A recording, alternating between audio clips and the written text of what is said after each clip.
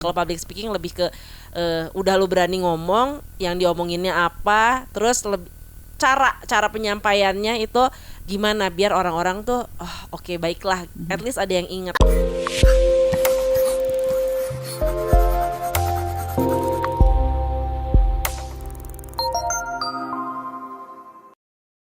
Halo Alumni Platdik, ketemu lagi sama saya baru pertama kali nih, baru pisan pertama kali sama partner terbaru saya.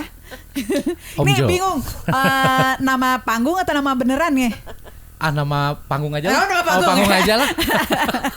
Sesama dari Taruna Bakti. Yes. Narasumbernya pun dari Taruna Bakti. Yes. Tapi ini aku tuh agak-agak insecure ya sebenarnya ya. Kenapa? Sementara beliau ini adalah ahlinya di bidang yang seperti ini, Oh, ya benar. kan? Aduh. Ya kan? Sementara kita mah apa atuh kami mah atuh gitu. Pokoknya mah cuap-cuap warung kopi kita. mah. Kalau kita mah karena suka ngacapruk jadi ada di sini gitu. Sementara kalau beliau mah memang udah ahlinya di bidang itu gitu.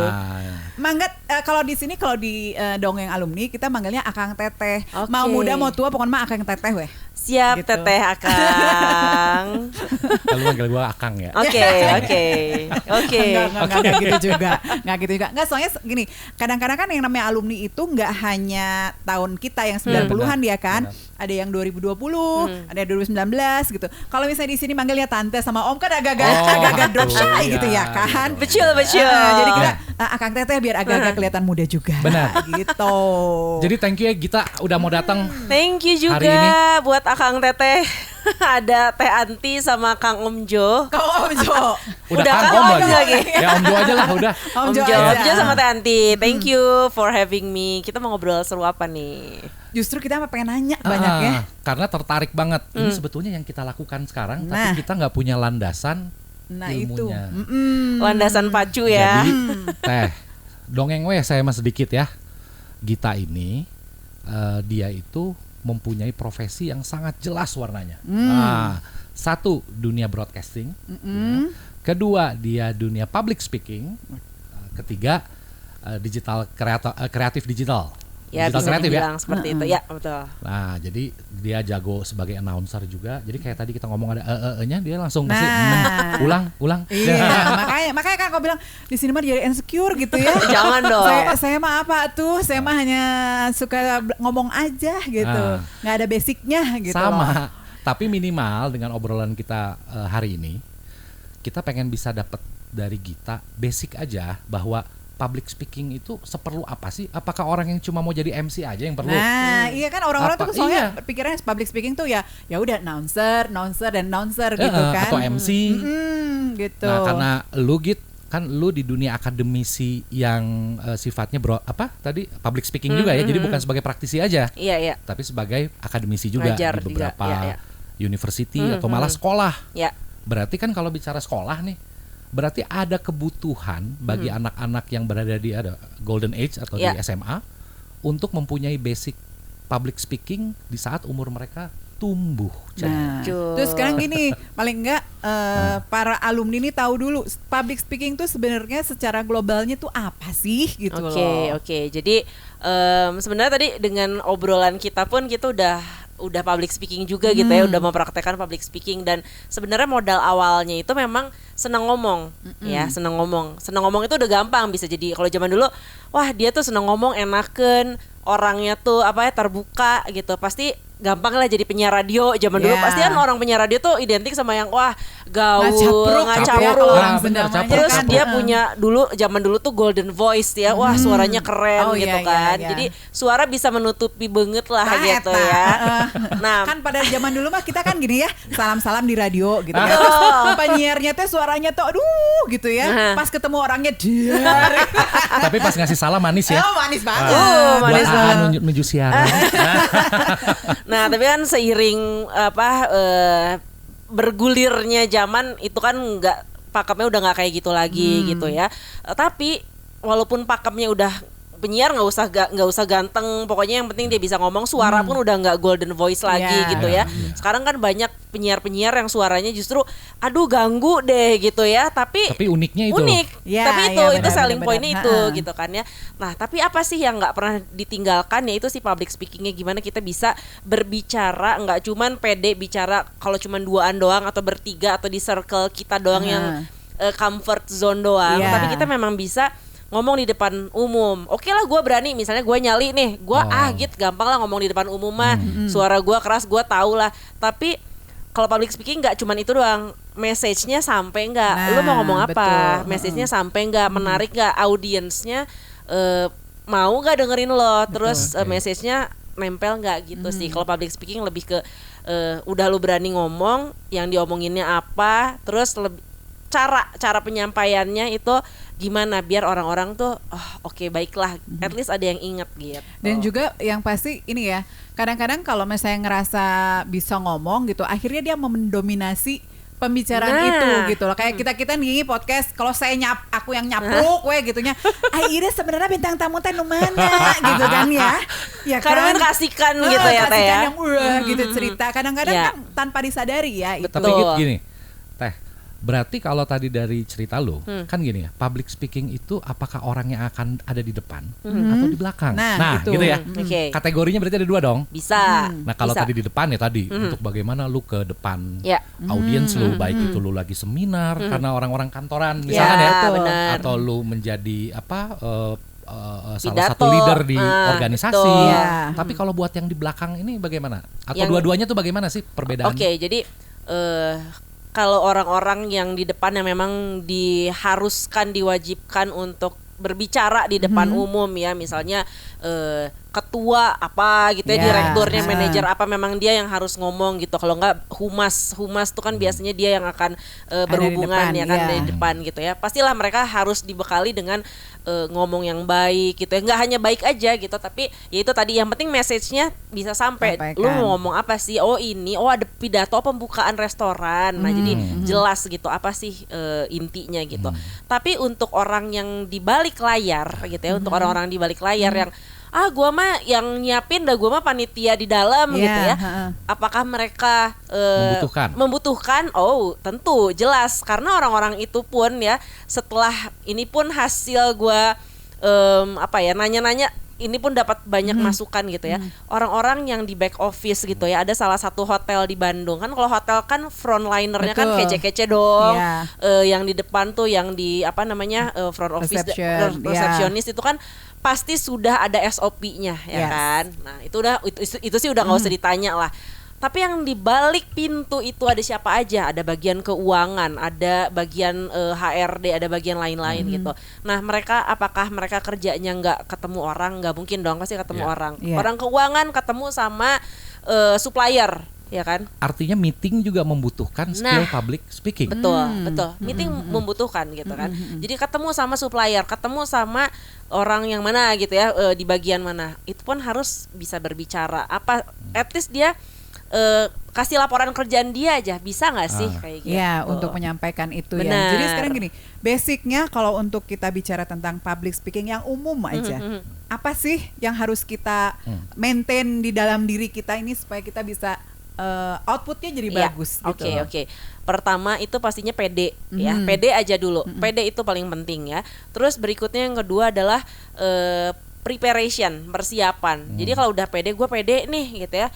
Oke, bikin persiapannya. Besok gue ketemu klien nih, besok gue ketemu sama menteri siapa gitu. Oke, gue mau presentasi, berarti preparationnya apa? Gue nyiapin slide-nya tuh yang terbaik, terbaik ya. Mengerti bahannya. Oke. Yang ketiga ini yang harus banget, orang tuh kadang-kadang malas karena udah ngerasa pede dan ngerasa slide-nya ada. Itu adalah latihan. Jadi gue latihan dulu. Misalnya kalau besok nih mau presentasi di depan, ini bapak-bapaknya kayaknya kurang asik nih, misalnya dalam artian kurang asik, kayaknya diem, tidak komunikatif gitu ya. Oke, gue harus nyoleknya dari mana nih kayak gitu. Jadi memang latihan at least minimal 2 kali sih latihan ada gitu. Sama ini kali ya, research dari si apa betul, subjeknya audience. ya, audiensnya yang akan kita hadapi nantinya gitu. Iya kan, nah ini jadi masalah nih Om Joy ya. Gini ya, kalau di dongeng alumni ini si jadwalnya itu dikasih hari ini, ending tapping gitu ya, terus di bawah teh, ini mau ngomongin apa gitu. Preparationnya gimana nih teh? Soalnya ini, itu kan kadang-kadang susah ya. Nah kalau seandainya kita dihadapkan dengan sesuatu yang dadakan lah, atau misalnya gini kayak aku nih, aku tuh karena orang-orang tahu, suka apa nge-host di podcast gitu. Nanti tiba-tiba kalau ada acara, udah lu aja jadi MC sok, jadi lu aja gitu. Benar-benar MC gitu loh. Gue nggak MC kan. Beda ya kalau kita ketemu dua arah gini enak ya, kita bisa tanya jawab. Tapi kalau misalnya jadi MC itu kan kita satu arah gitu kan, nggak selalu acara itu kita berbicara gitu. Nah itu gimana sih caranya gitu? Sama juga sih teh. Iya betul. MC juga sebenarnya MC yang pertama tuh bikin jiper dulu kan. Bikin jiper. Ini siapa sih audiensnya gitu ya. Apalagi MC acara-acara yang formal gitu kan. Terus acara-acara yang sakral kayak akad nikah gitu ya. Jadi kita harus tahu audiensnya siapa gitu ya. Ini akad nikahnya seperti apa, berapa orang undangan, keluarganya seperti apa. Memang kita harus kenal dulu. Latar belakang kayak gini. Ini mah lamaran kan lebih kekeluargaan ya, jadi lebih santai. Tapi kalau akad nikah ini sakral, berarti kita harus tahu apa namanya background acara itu tuh ada siapa aja gitu ya. Ya itu benar teh, kita harus kenal dulu, kita harus tahu. Dan namanya juga acara ya, kita karena mungkin tadi satu arah ya, jadi kita harus tahu rundownnya itu apa, habis ini apa, di sini saya ngomong apa. Saya sih senengnya breakdown rundown, jadi detailnya seperti apa kayak gitu. Nah kalau udah rundownnya udah oke nih, gue udah ngerasa pede aja, gue udah pegang kartu nih. Nah tapi kalau tadi kasusnya Teh Hanti nih, dia datang ke satu acara gitu ya, acaranya mungkin non formal lah. Kalau formal gitu ya, masa nggak ada persiapan. Non formal, terus tiba-tiba mungkin mungkin reuni yang mendadak gitu. Tapi ternyata karena fasilitas tempatnya jadi equipmentnya lengkap, sound system tiba-tiba. Atau kadang-kadang gini ulang tahun gitu ya, ulang tahun tadinya hanya gitu aja gitu. Tapi kok nggak ada MC, nggak ada yang nge-lead nih gitu. Betul. Gitu. Nah, preparation apa yang harus dilakukan dalam waktu let's say 15 menit. Yes. Nah, checklist apa? Checklist ini tips apa nih, aja. Ini tips dirinya ya. Iya benar-benar. Oke, jadi harus ada momennya apa? Ulang tahun. Ulang tahun. Oke, siapa yang ulang tahun? Siapa ulang tahun ya. Terus udah gitu kalau ada konsep acara apa gitu. Jadi karena yang ulang tahun itu adalah ratunya atau rajanya ya udah kita fokus aja sama dia gitu. Kita fokus sama dia. Oke, kan ini dadakan ya, anggap aja ayo cepet nge-MC gitu ya. Oke, siapa yang ulang tahun? Oke, Mbak Anti ulang tahun nih gitu kan. Ulang tahun, umurnya berapa nih sekarang? Oke, terus zodiaknya kita bisa main dari zodiaknya gitu kan. Terus bestie-bestinya mana nih, lebih ke menghidupkan acara aja. Jadi ngelit acara itu kan dalam artian abis ini apa, ke next acaranya apa, tiup lilin, udah gitu ada doa nih dari mama gitu misalnya gitu ya, atau bestie-bestinya sobat-sobat dulu zaman SMA pengen ngasih ucapan apa, nah itu kan kita bisa kepikirannya sih kayak gitu. Jadi memang kita harus mikir, wah gue ditodong MC, oke gue harus bikin rundown sendiri, lu harus visualisasi dulu ya. Nah iya benar. Lu akan bawa ke jalan mana? Betul. Karena sebetulnya dibebaskan. Betul ya. Benar. Okay. Dan juga kalau acara-acara kayak gitu kan, kalau misalnya kitanya juga kikuk gitu ya, mau apa ngejok juga yang nyambung tehnya joknya gitu, nyambung nggak sih gitu. Gue misalnya tingkat joknya di sini, sementara di sini akhirnya kadang-kadang kan jadi garing gitu ya. Aku boleh cerita nih ya. Jadi berapa bulan yang lalu gitu.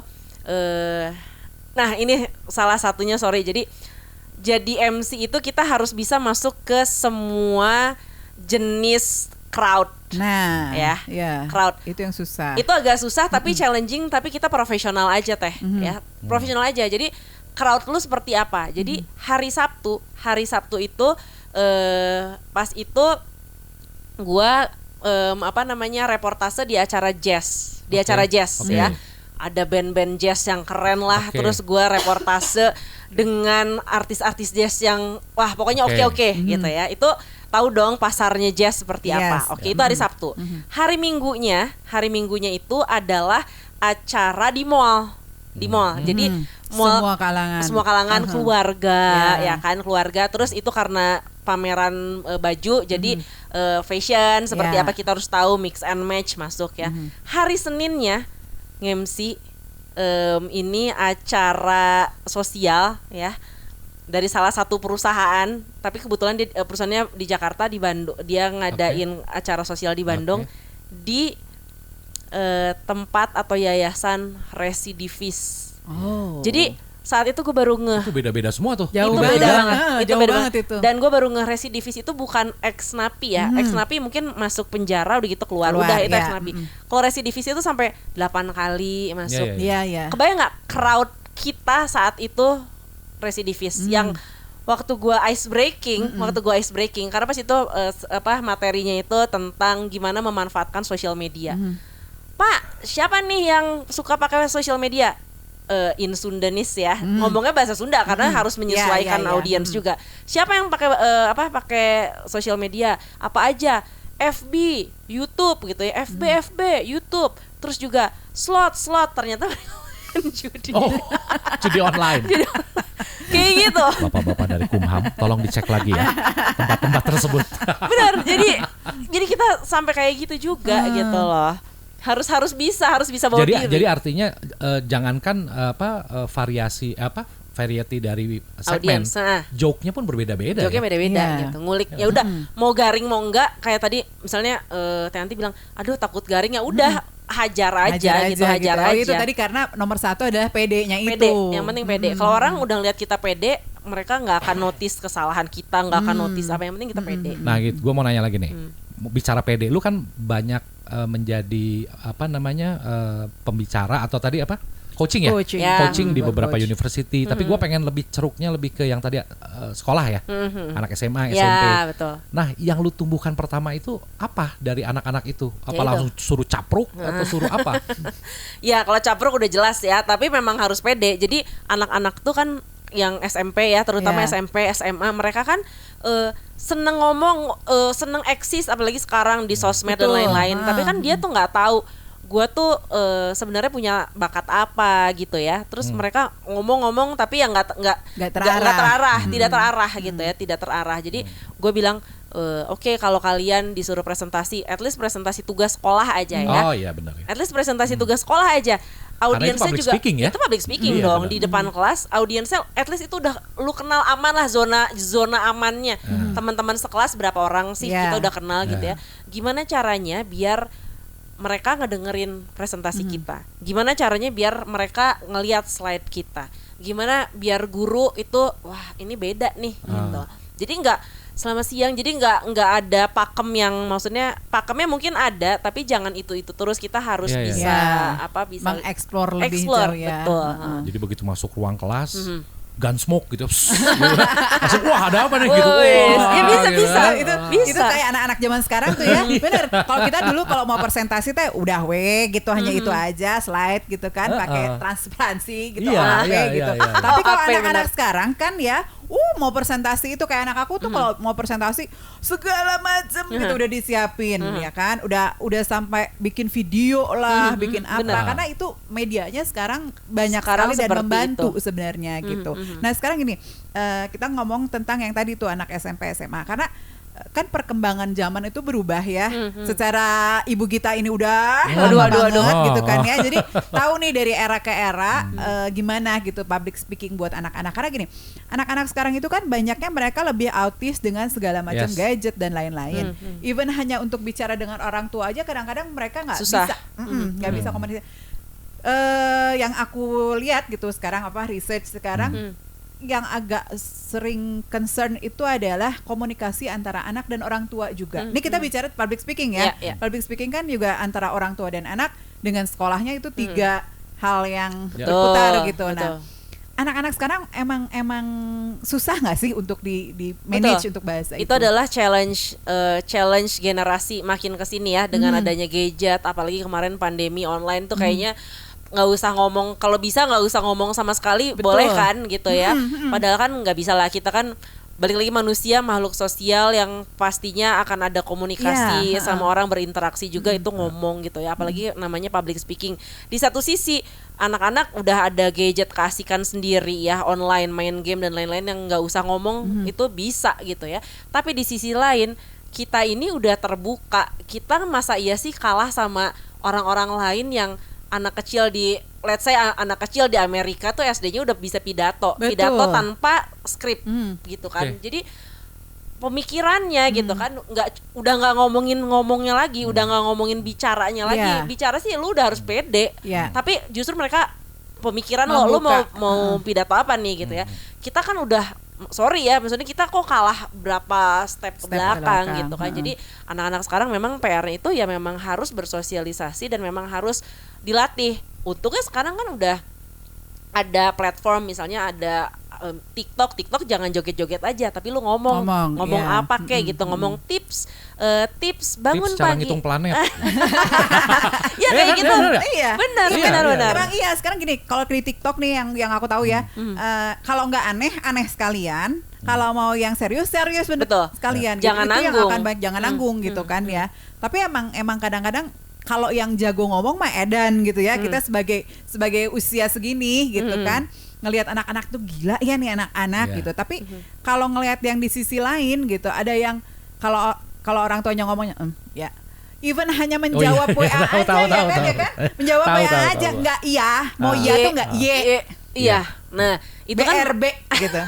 Makin kesini tuh makin sedikit gitu ya omongan yang omongan yang keluar interaksinya gitu ya. Tuh makin minim. Kalau bisa semua teks ya udah gitu, kasarnya besok ada peresmian gedung apa, kalau bisa nggak ngomong gitu kasarnya. Cuman by text doang gitu ya. Gini, tapi kan gue potong ya, pada saat lu memberikan coaching tadi ke anak-anak yang kecil lah gitu ya, anak-anak ini, lu masuk ke dunianya mereka agar lu bisa tarik ke yang properness dari public speaking, atau pada akhirnya lu tarik untuk ketemu di tengah. Gue masuk dulu ke dunia mereka. Gue harus ada. Jadi dengan tadi yang BRB gitu ya. Oke ya. Gitu kan maksudnya kan? BRB dulu. Gue harus ngerti BRB apa. Kalau enggak ini nih apa ya? Kak, maaf baru balas MBB. Ada MBB. Naon sih MBB? Kak, sorry again. Kak, MBB. Maaf baru balas. Loh, iya, kayak MBB. Even kalau kita gini, kalau ngetik oke lah ya biar cepet. Tapi kalau ngomong gini, anak-anak sekarang itu gitu. Kayak misalnya, ya mah, jadi cutting aku gini. Cutting tuh apa sih? Kakak tingkat ya. Oh, kakak kelas. Sekarang ngomongnya cutting. Ngomongnya. Nah, balik lagi ke pertanyaan lo. Jadi gue masuk dulu ke mereka. Ini gitu perlu ya. nih buat orang tua yang makanya kan karena ini ketemu di tengah atau harus tarik gitu. Jadi gini, gue masuk dulu gitu ya. Oh mereka tuh kayak gini omongannya. Sebenarnya gue nggak usah terlalu mengcopy omongannya. Tapi gue masuk ke dunia mereka. Lu main game apa? Ada nih yang cowok. Kak, aku tuh sekarang duitnya lagi ngirit nih. Kemarin baru beli PS5 katanya. Oh gitu. Emang kamu main game apa? Emang gue gamers enggak gitu, tapi gue harus tahu lu tuh ini ada game apa aja gitu ya. Terus ada murid public speaking online karena kebetulan ngajar online juga, cowok umur 16 tahun gitu ya, dia suka motor. Emang gue ngerti motor kagak juga gitu ya, tapi lu pengennya motor apa? Kawasaki yang R pokoknya yang dia pengennya ini. Coba ya udah, lu suka motor ini, gue cari di YouTube. Terus gue suruh, coba kamu bikin dong mengulas motor ini, lu review motor ini. Kan belum ada kan motornya. Nggak apa-apa lu review dari motor temen lo kayak. Itu tadi untuk yang mulai mengarahkan bahwa kontennya itu dari supaya passionnya dia gitu. Betul. Jadi masuk ke dunia dia, gue cari passionnya tuh apa gitu. Jadi gini, ini buat para alumni Plat D, kan alumni Plat D banyak emak-emak bapak-bapak nih ya, yang komplainnya pasti sama deh. Anak-anak zaman sekarang tuh susah banget diajak komunikasi gitu ya. Nah, cobalah untuk komunikasi dengan anaknya dengan passion anaknya, bukan passion ibu bapaknya, gitu ya kan?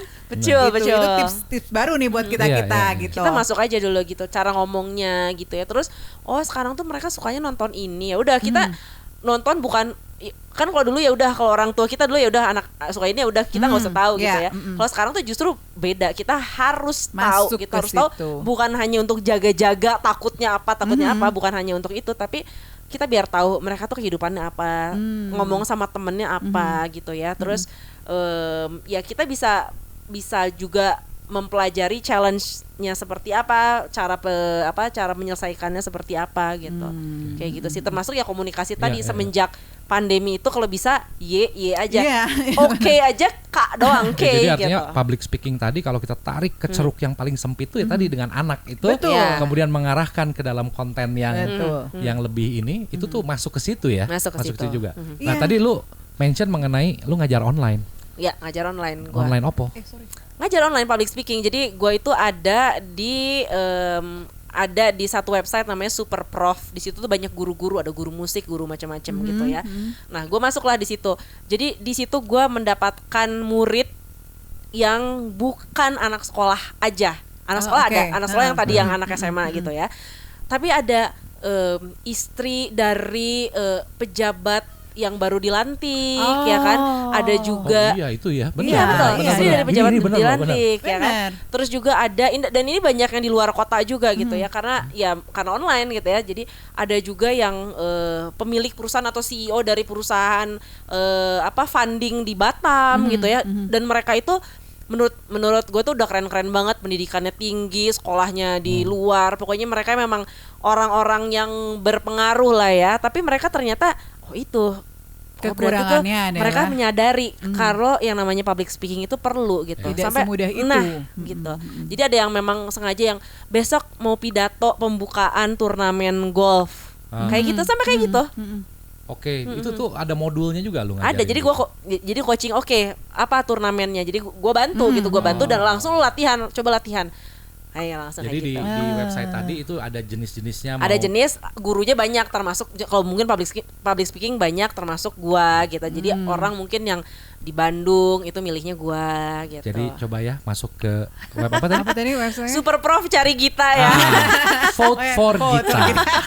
Enggak, benar-benar. Kan para alumni Plat D ini kan di Bandung nih banyaknya. Kalau memang misalnya ada kesulitan untuk ya itu tadi sama anak gitu ya. Ya silahkan ya klik for Gita. Gitu kan. Boleh. Bisa private. Itu private atau juga by group? Bisa private, bisa by group. Cuman bisa private, bisa by group. Cuman kemarin kebetulan si yang belajar itu private. Itu benar-benar private tuh, jadi yang Mbak besok saya mau pidato ini, terus besok ada yang besok atau 2 hari lagi lah gitu. Saya mesti apa? Ada yang sampai kopdar juga ada, dalam artian Mbak kita ketemu aja, saya udah bikin bikin catatannya, minta tolong direvisi atau apa. Itu tuh dia melakukan itu setelah dia ikut lama atau baru daftar ke web itu terus? Baru daftar karena ketidakpercayaan dirinya itu banyak. Ada banyak kayak gitu sekarang. Banyak. Jadi bisa dilihat kan betapa betapa pentingnya skill public speaking kan. Jadi orang, aduh ini gue mesti apa gitu kan. Om Jo mungkin kalau kita mah nggak ngerasain kayak gitu ya. Dan kita mah emang pede aja lah gitu ya. ada tapi ada itu. Orang yang begitu, karena banyak orang yang kayak di Twitter nih ya. Di Twitter tuh dia bisa nulis apapun gitu banyak. Tapi pada saat ketemu kita mau bahas, aku pernah ketemu sama orang yang seperti itu gitu. Jadi aku tertarik dengan bahasanya dia di Twitter, bahas tentang satu buku, karena aku suka nulis gitu kan, nulis gitu, buku indie gitu kan. Ketemu sama orangnya langsung, itu nggak bisa ngomong. Jadi yang kalau dia ngomong, iya itu begitu. Sesuai dengan apa yang kita tanya dia jawab gitu. Betul, ya kan. Betul. Sementara kalau kita butuh orang yang, gue mau nanya apa lagi ya kalau dia nggak ngasih inform lagi gitu. Setuju banget. Ini banyak ya, terutama juga mungkin para akademisi gitu ya, yang biasanya mungkin ngajar hanya satu arah, jarang hanya ngajar satu arah, udah gitu periksa tugas, udah gitu ya. Jadi saat ditanya itu yang, Pak, berarti ini yang cocok dengan prodi ini siapa aja, Pak? Anak-anak IPA aja? Iya. Iya, udah aja. Padahal kan itu bisa dikembangin gitu. Bener. Makanya mungkin gini ya, si coaching ini gitu, gue jualan, gue itu jual ya, gue jual ya. Iya dong. Coaching ini tuh bukan hanya untuk yang dalam tanda kutip belum berpengalaman ya, tapi sebagai profesional pun katakan dosen gitu. Karena pada saat ini mahasiswa itu nggak kayak mahasiswa zaman dulu, yang dia mau menerima apa kata dosennya gitu kan. Anak-anak sekarang kan kritis. Iya. Kalau misalnya dosennya nggak bisa nimbal, kadang-kadang gini, kalau diajak ngomong akhirnya jadinya dia yang kayak mendoktrin gitu. Anak-anak sekarang kan nggak bisa kayak gitu gitu. Nah itu mungkin penting banget loh buat para dosen-dosen untuk menyadari dirinya, untuk bisa ikutan coaching gitu kan. gimana caranya untuk komunikasi dua arah yang sesuai dengan alurnya di tahun-tahun sekarang ini nih gitu kan. Betul. Dosen terus juga dokter yang suka ngasih seminar bener. Jadi kadang-kadang yang kursus-kursus singkat gitu yang kursus singkat itu benar-benar yang aduh nanti minggu depan nih saya 3 hari nih ke Manado gitu ya, 3 hari ke Manado ngasih seminar. Oke, saya sih nggak langsung harus dipersiapkan ini enggak ya. Jadi saya langsung seminarnya tentang apa, Dok? Tentang apa nih, Dok? Oh gini, slide-nya udah ada, Dok. Pengen tahu slide-nya seperti apa. Slide-nya itu, nah ini juga mungkin satu tips ya. Slide-nya itu yang tulisan kecil-kecil. Siapa sih yang mau baca? Iya, betul. Siapa sih? Justru orang tuh malas baca, apalagi udah dapat handout-nya mungkin udah dapat printan di luar gitu. Jadi orang itu justru pengen lihat slide tuh yang menarik, gambar, film, visual tuh tetap harus dijaga gitu ya. Visualnya keren, verbalnya dari si hostnya itu juga harus enak, jelas, artikulasinya jelas, ada jeda, terus lebih interaktif juga. Gimana nih Bapak Ibu sampai sini? Ada yang masih bingung? Sama, saya juga bingung. Misalnya bisa kayak gitu. Iya.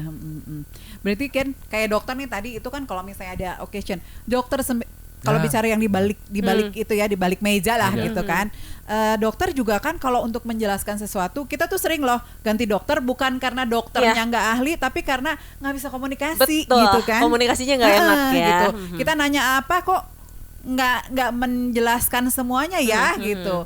Terus itu malah juga dimarahin. Penting. Nah, itu juga penting tuh buat para profesional. Jadi gitu. artinya yang di bidang services, customer services itu betul. menjadi cakupan dari public speaking sebetulnya. Iya betul. Karena kan kalau service gini ya, enakan dia kenapa somea dia. Nah, gitu.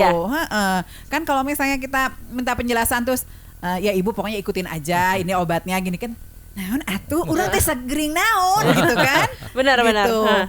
Kayak gitu. Jadi memang balik lagi public speaking itu adalah skill yang memang harus dimiliki sama semua orang. Mau orang itu di depan layar atau di belakang layar, selama orang itu ketemu dengan banyak orang lagi gitu ya, berkomunikasi dan juga berjejaring gitu ya, pasti kita akan ngomong kan, pasti kita akan mempresentasikan sesuatu. Jadi ya itu gitu. Untuk deal-dealan bisnis aja ya, kalau misalnya materi kita udah oke ya, tapi saat ngomongnya nggak enak kan orang bisa lihat dari gesture-nya gitu ya, bisa lihat dari gesture, dari omongannya, terus kok dia ngelihat HP terus gitu ya. Hal-hal seperti itu yang akhirnya bisa menentukan orang ini oke enggak gitu sih. Ya itu kalau lihat handphone terus itu biasanya indikasi lupa ngangkat jemuran di rumah. Keburu dimarahin sama yang di rumah. Keburu bete ya. Terus juga kan berarti nih untuk para alumni Plat D yang masih muda-muda yang katanya gini, aku mah udah nggak pinter ngomong jadi aku ambil teknik mesin gitu ya kan, atau aku mah nggak mau ngambil yang sosial soalnya aku mah nggak bisa ngomong orangnya. No, kamu kalau kerja dimanapun kamu harus bisa komunikasi. Gimana caranya kamu bisa sama bos kamu komunikasi kalau enggak ya kan gitu. Jadi ini tips juga lagi gitu kan. Dari sekarang jangan bilang ada gue mah orangnya pendiam. Enggak, pendiam itu bukan alasan ya kan. Terus tadi juga itu satu tuh segmennya teh buat para istri yang mungkin karir suaminya harus mengikuti karir suaminya. Jadi harus bicara di depan istri-istri karyawan suaminya. Betul. Nah, kan itu Itu memang ketemunya seperti itu. Jadi yang Mbak saya tuh besok kayak gini. Saya cerita jadi gimana, saya tuh harus tahu detailnya juga gitu. Misalnya ini perpindahannya misalnya mutasi kah atau seperti apa gitu ya, pengen tahu backgroundnya bukan karena kepo ya, tapi memang pengen tahu dia positioningnya gimana nih, bisa masuk ke situ positioningnya seperti apa, terus anggotanya itu siapa ya kan, anggota kan istri-istri karyawan tuh seperti apa gitu ya, range umur saya sampai nanya range umurnya seperti apa, jadi biar kita bisa menempatkan diri gitu, menempatkan diri di antara orang-orang tadi gitu sih. Bener. Ya apalagi kan kalau misalnya udah yang di singkatnya seperti itu kan kita nggak bisa ya ada urang mah jelema kieu. Nah, kan? sudah tidak bisa, betul. Gitu. Udah nggak bisa seperti itu. Iya, benar. Atau misalnya cara bicaranya juga ada urang mah kieu we atulah pokok namanya gitu. Istri si bapak eta mah kitu. Nya.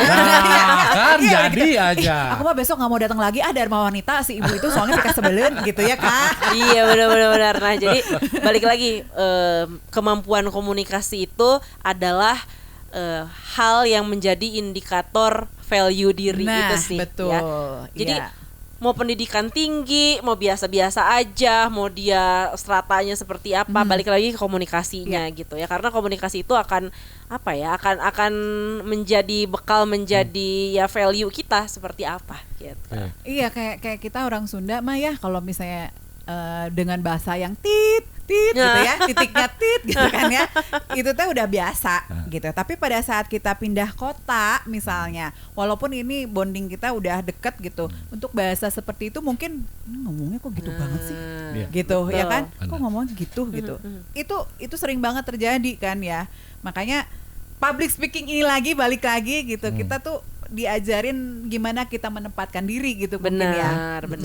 Jadi balik lagi ya tadi, public speaking itu kenapa harus dimiliki atau diajarkan dan dipelajari dari sedini mungkin gitu ya. Satu, untuk melatih PD kan memang gimana kita bisa menempatkan diri kan. Terus juga bagaimana preparation itu, balik lagi kita orangnya kayak gimana sih, orangnya yang kumaha engke atau engke kumaha gitu kan. Gitu. Nah, terus balik yang ketiga adalah latihan. Latihan itu adalah kita bisa ngukur diri kita. Gue tuh ternyata latihan itu kan bisa direkam, bisa ditonton gitu ya di depan cermin gitu. Oh, ternyata gue teh bungkuk, ternyata gue teh matanya teh nggak fokus. Nah, itu kita bisa mengkoreksi sedini mungkin. Kadang-kadang tanpa sadar kan kalau kita lagi grogi gitu ya, itu banyak gerakan-gerakan yang diulang. Nggak disadari. Rambut lah, kikiran Kikituan tehnya.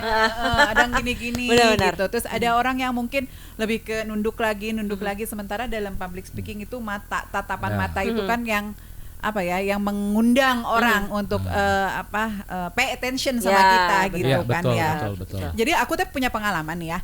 Ini kita cerita aja, punya pengalaman dulu. Aku di Surabaya, aku pernah tinggal di Surabaya nih. Aku tuh ngajar, dosen gitu kan ya.